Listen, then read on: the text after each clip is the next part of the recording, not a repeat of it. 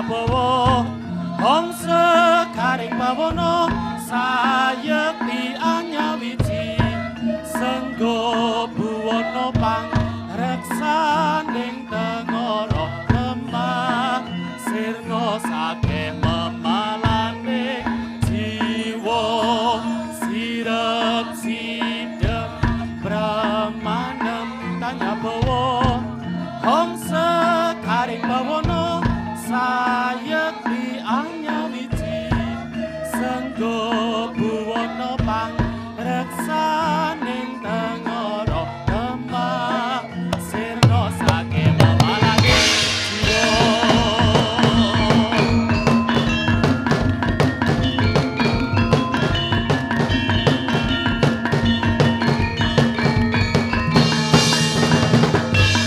Durga menda kala sirna astu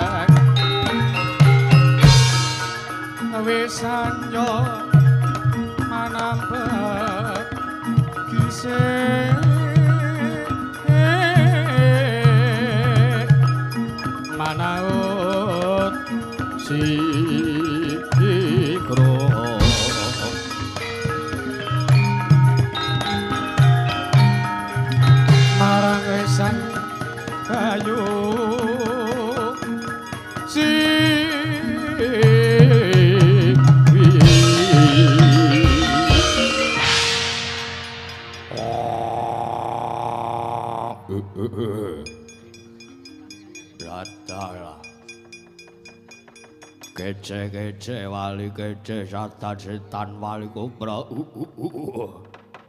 bujleng iblis lanat padha jek-jekan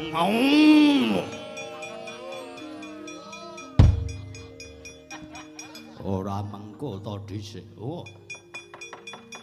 Kabeh wadyabala saka negara Enggawa Kiskendhapura. Wah.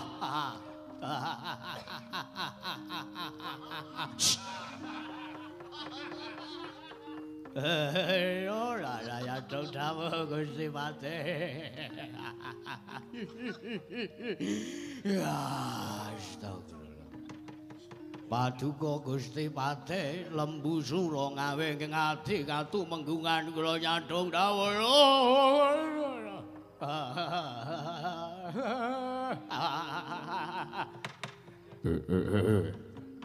Gusti Pati najan aku nyadong dawuh timbalane Gusti Pati lembu sura.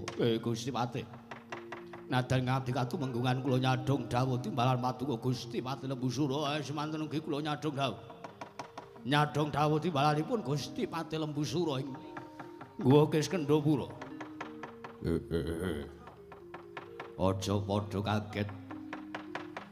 Penanga apa lan apa kang dadi darunane. Awake dhewe sarombongan wadyabala saka negara Guwa Kiskendhapura mandheg ana ing repat kepanasan.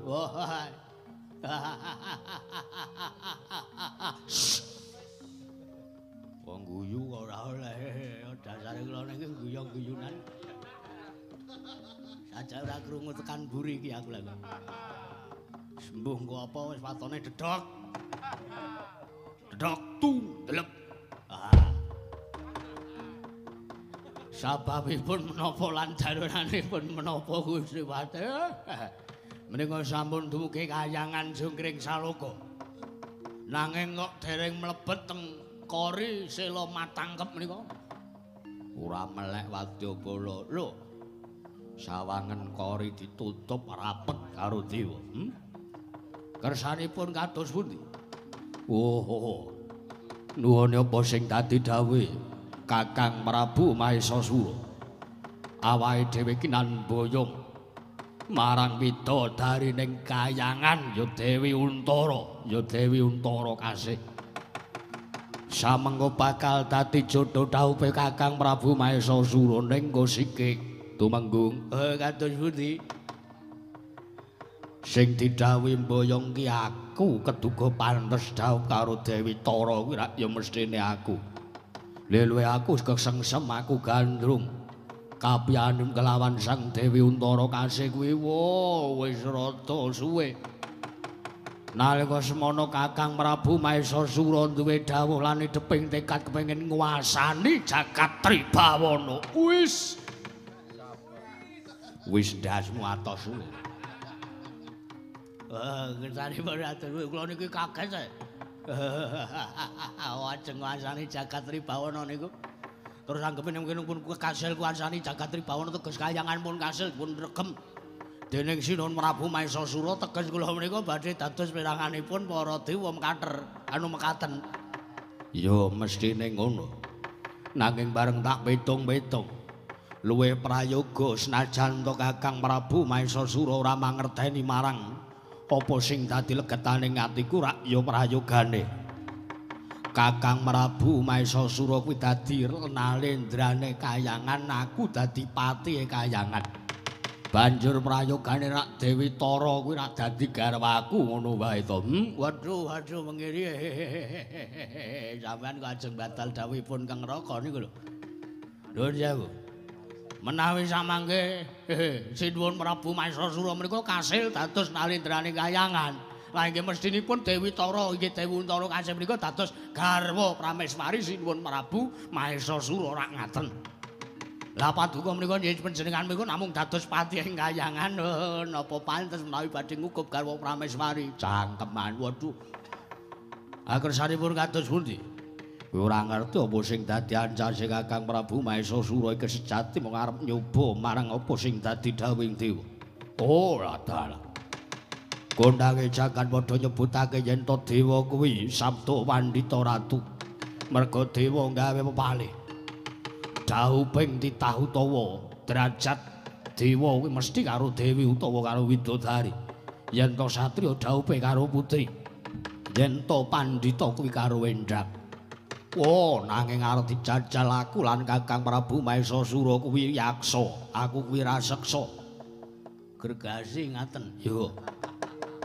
Raseksa kuwi pepalihing dewa karo raseksine ngarep tak coba.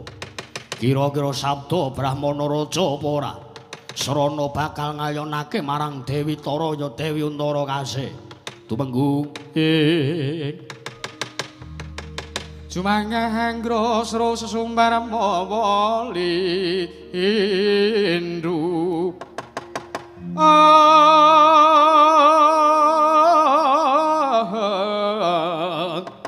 mawa lindu bumi kuncing omah luduk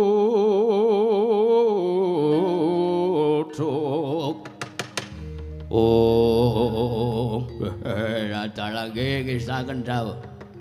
Lah kersanipun menapa badhe nenggo wekdal dewa mrepeki kalian Purwadabala? Menapa badhe nunggu wektu dewa medhuki kelawan Wadabala saka negara Nggawa Kiskendha? Menapa badhe nenggo para Jawata?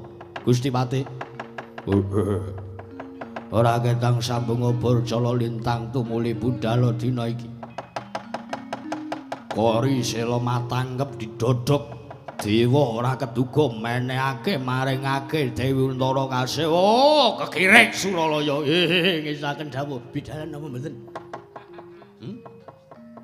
Penawaran promo niku bidhalan napa mboten? Nek krungu ya budhalan. Oh, wis siap. Krungu. Kendhange gawa minggat apa ya? Ora krungu ya aku. Ayo sindane ora ming weanan kae.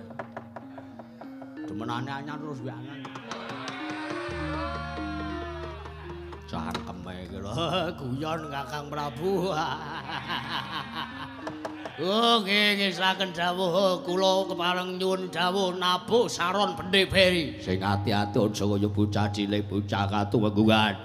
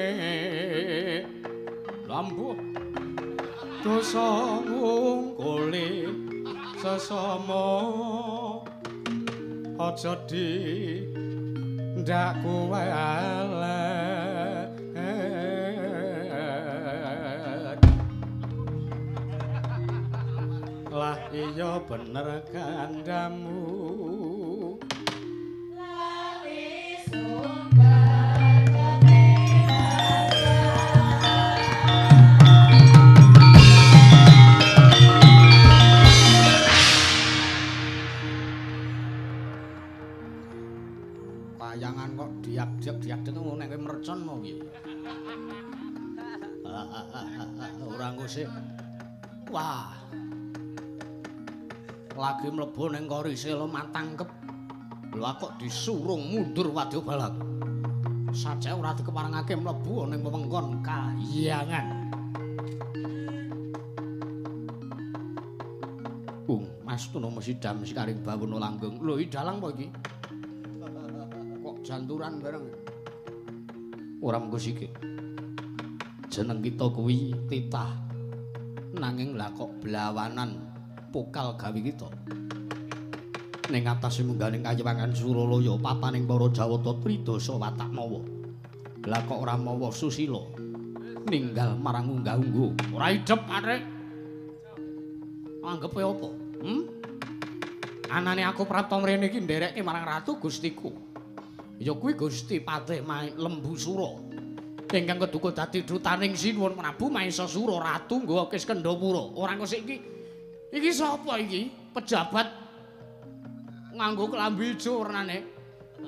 Ngaku kowe sapa kowe? Ulun iki dewa lah kok jeneng kita kuwi orang basa kelawan panjenengan ulun. Alah.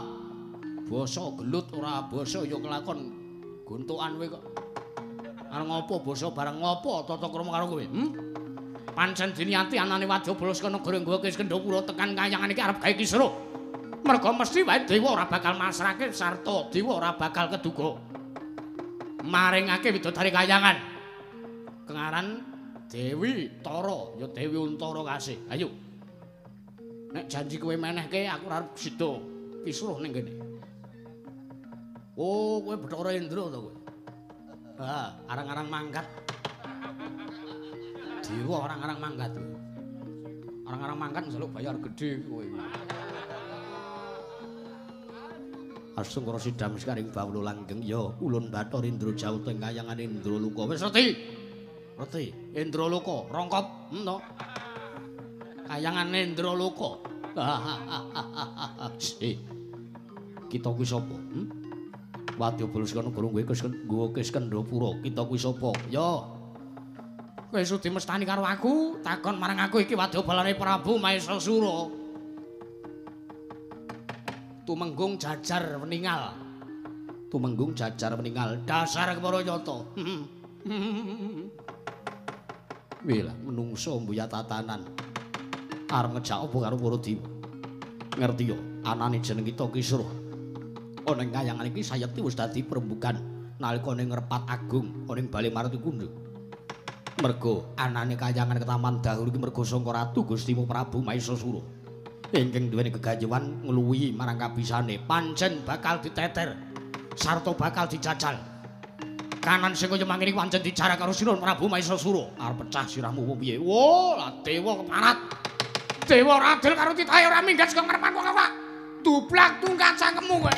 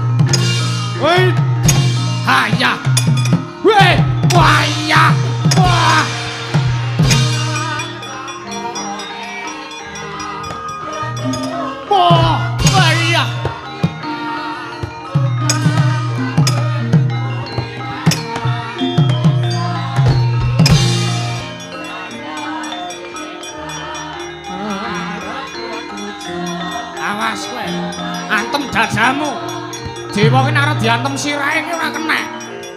Awas. Iya. Tiba. Ha. Ha. Iya. Ha. Ha. Ha. Hai. Ya. Amit bukulun. Hat. Hat.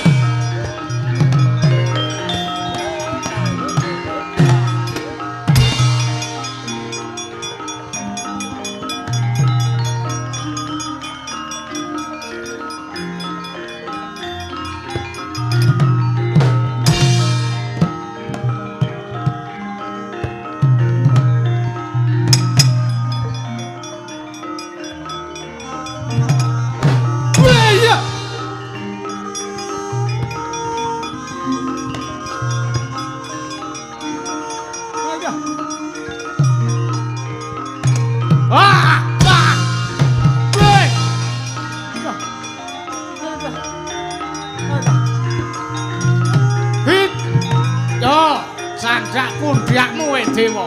Hot bayo. Ah, bae. Ah, bayo.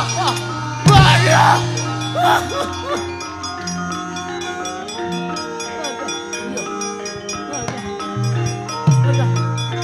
Ah, jar kowe.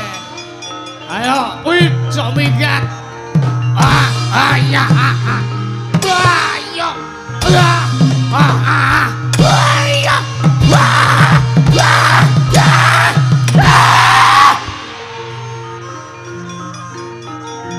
Mati.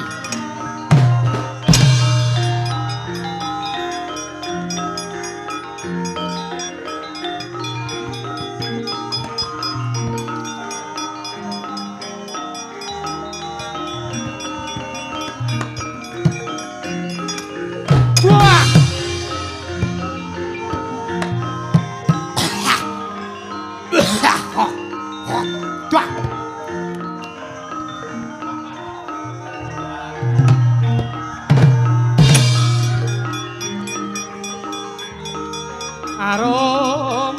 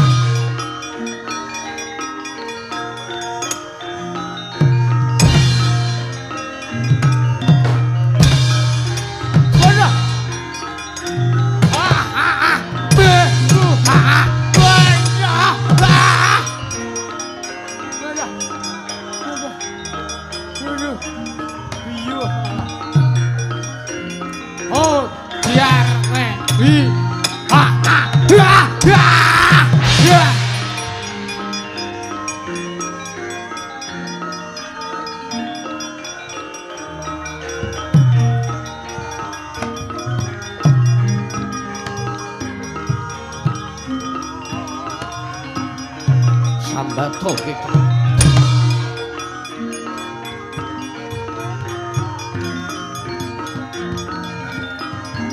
Wah. Aduh. Wah. Atas senane tandange dewa. Aduh.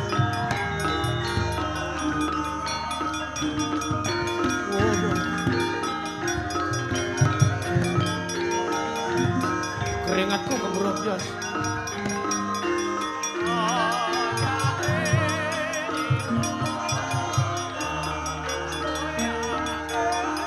Awas kowe.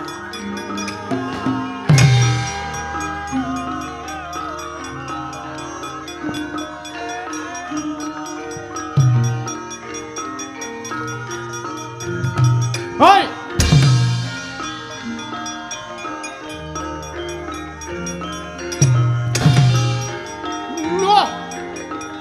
Wow.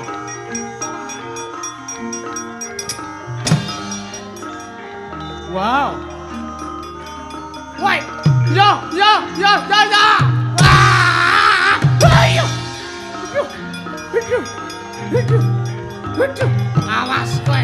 Hot kowe. Aya. Oh, ya. Cekya. Oh, ya. Biar kowe. Hit.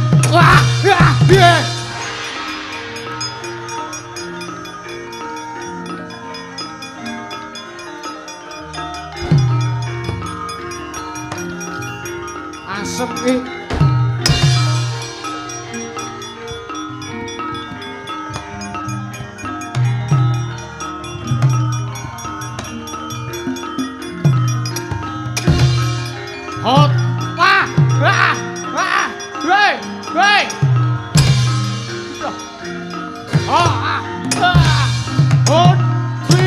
Ayya, ayo. Wah, waduh.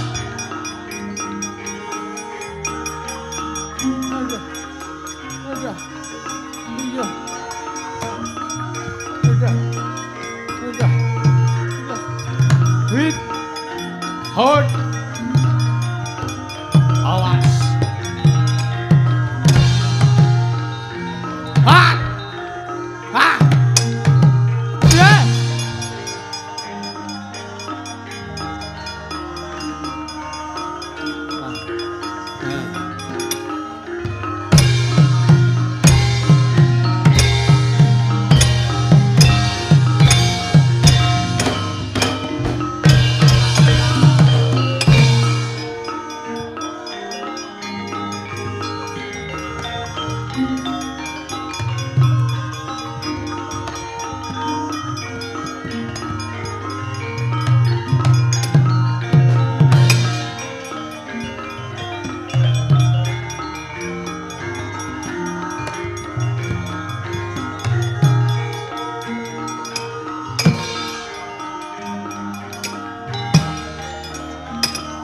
Wah!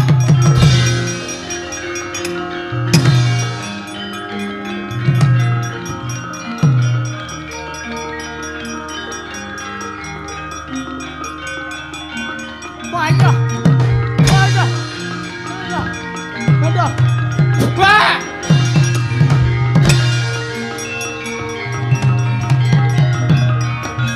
Waduh, remuk.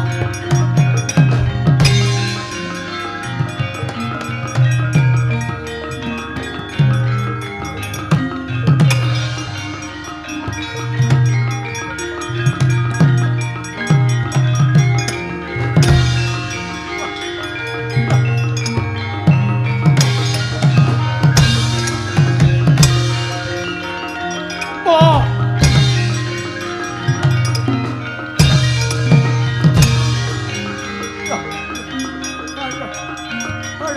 Wah! Wah! Wah! Wah! Wah! Wah! Ah! Wah! Wah!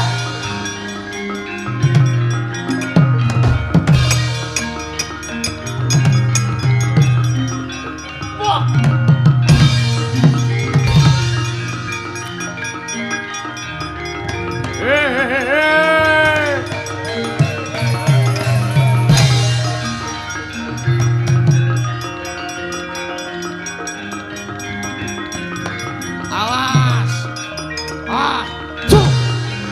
Tuh! Astungkara sidham siaring ana dewa didoni marat. Tuh! Tuh!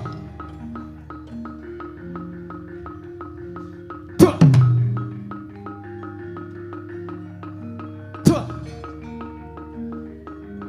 Wah!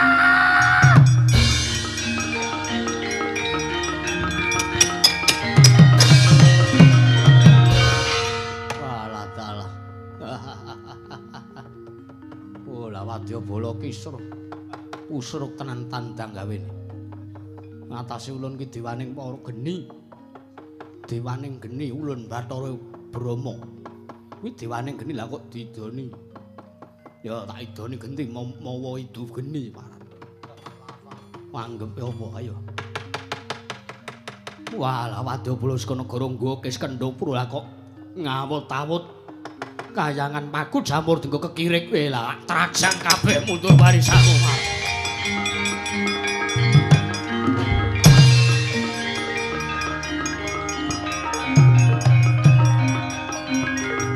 Oh!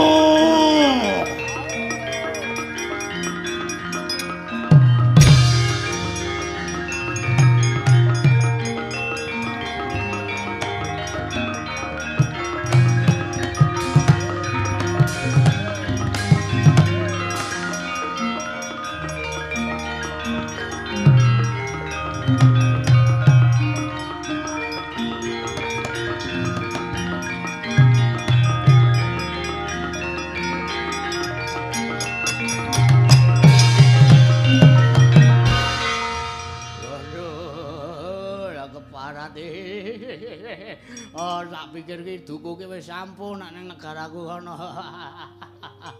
Oh lah, tekan kayangan kok ming klekus mak teplik ki. Adalah kewirangan kula Gusti Patih. Waduh, aduh.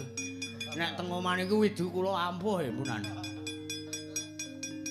Musuh kula niku nganti kelenger kecek-kecek tukap-tukap lah teng kayangan kula idoni diwani kecu. Ora ngepet. Lunyu mau geblas.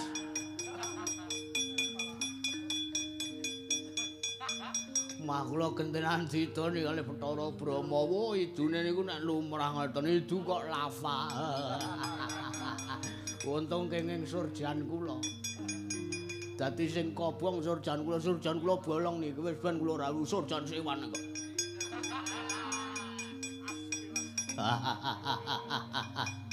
Mundur kowe nggih. Kapit seketeng nggih. Kewirangan mundur men kewirangan. Duh pripun iki leh tombok surjan. Nek kula ora omong juragane, monggo juragane nyekel sunrem niku. Jane nggih mboten napa-napa niki bolong siji terus mengki surjane didol 1 2 3 4 5 6 7 8. Pun kula semanggake. Ora talah. Dewa ora kena sangga enteng ya ora aku dhewe sing maju kewirangan. Luwung boyo mati ning kayangan tak wujud ditiwane ratu Gusti ora kelakon dhaup lawan Dewi Tara Kasih.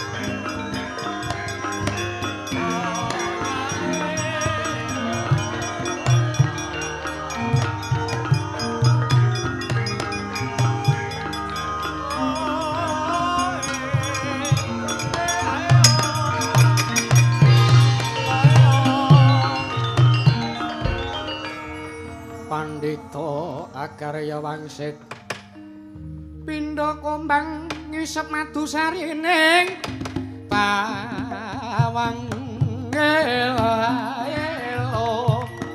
susu angin ngentingane yang kali nganggung paksi miber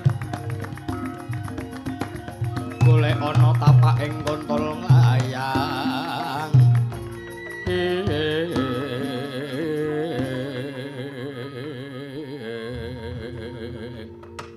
wah praking sang marudayang pak pong bu bolong kali codhe sapa sing gawe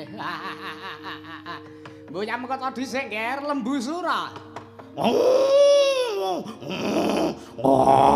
ora apa bocah iki nek rung diritke kalonjana pancen iso meneng pancen ora urung dikombar urung diritke kalonjana wis braloke ra jamak-jamak mangka irunge iki ya wis dicangak kaya mboya manut nyuwun pangapunten nyadong duka ingkang kathah pukulun ya syukur yen tajeng kita bisa mempermubal babaling kanemson pancen nalika jeneng ulun ngrangkul marang wayaning kita lembu sura kuwi pancen ulun japani ngono ati kita kuwi ulun kendhaleni ulun siram mawi tirtaning kesabaran iya oh nyuwun dawuhipun para dewa babagan gegayawanipun ratu Gusti kula oh inggih menika Kakang Prabu Maesasura ingkang nggadhahi kajat so gegayawan ingkang mbok bilih mitrat para dewa gegayawanipun Kakang Prabu Maesasura menika nglangkungi dhateng kabisanipun titah ya pancen bener ya merga gayane kadang kita si Prabu Maesasura kuwi pancen ndadekake kayiwangan Jonggring Saloka ke Taman Dahuru ke Taman Gara-gara wah lha iki mau gak tanggo kekirek iki lho karepmu ha anggepmu dewa ki papane wong pidak penjaratan ngono piye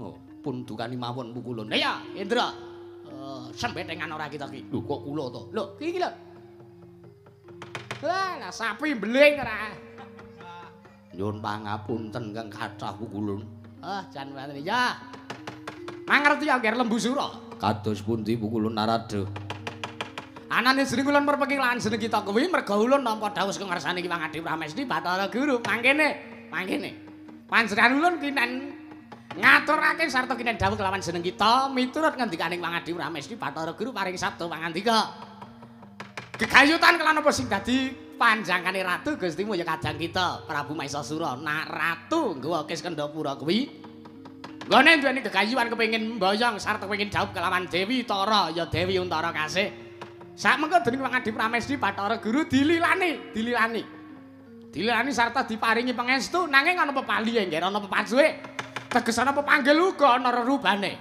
oh ladalah oh wis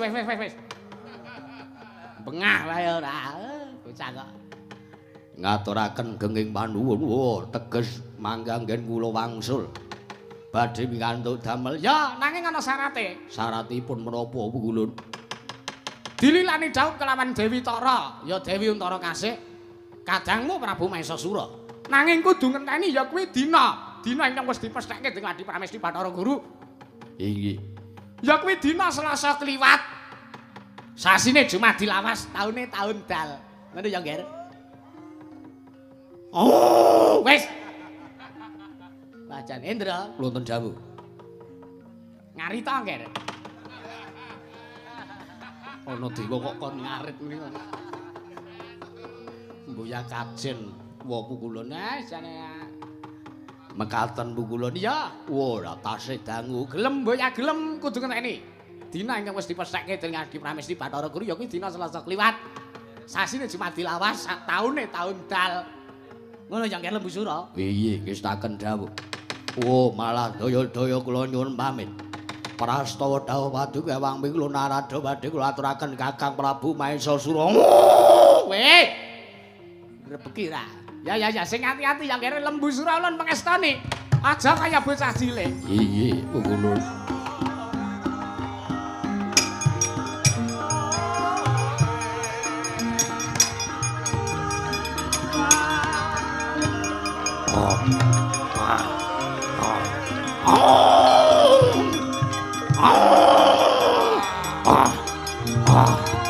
Lah.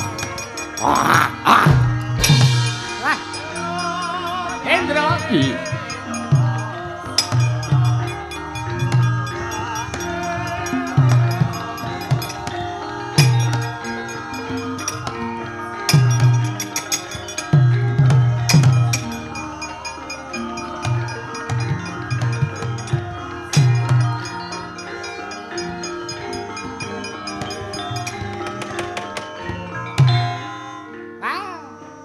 Kensang Marudayang Pak Bong.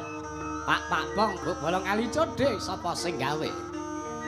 Atmaja Ulun Suramati. Wonten timbalan dawuh paduka wa pukulun Kaneka Putra. Mangerti ya, Nggih? Iya. Ulun dawuh kelawan jeneng kita. Sapungkuring panjenengan ulun nyendikane apa kang dadi dawuh Iwang Adi Pramesti Bathara Guru. Ngurun jago wiring kuning duta. Jagoning dewa ya jagoning Kayuwangan kinarya mbengkas retu ing mapan ing Kayuwangan Suralaya iki pengawak Prabu Mahesasura lan Patih Lembusura kae ulun ki nen ngumadi sarta ki nen merpeki uga dawuh kelawan ya kuwi wayah ulun kenagian ana ing pertapan Sanya Prengga ya kuwi Resi Subali kelawan Raden Guwarsi ya Sugriwa Mekaten pukulun ya lan sisa pengger paduka kepareng badhe dawuh punapi dhateng resanipun keputra pun Suropati. Wanti-wanti ulun ya nggih. Gandeng Patih Lembusura sawadya balane saka negara Gawa Kiskendhapura wis padha bali.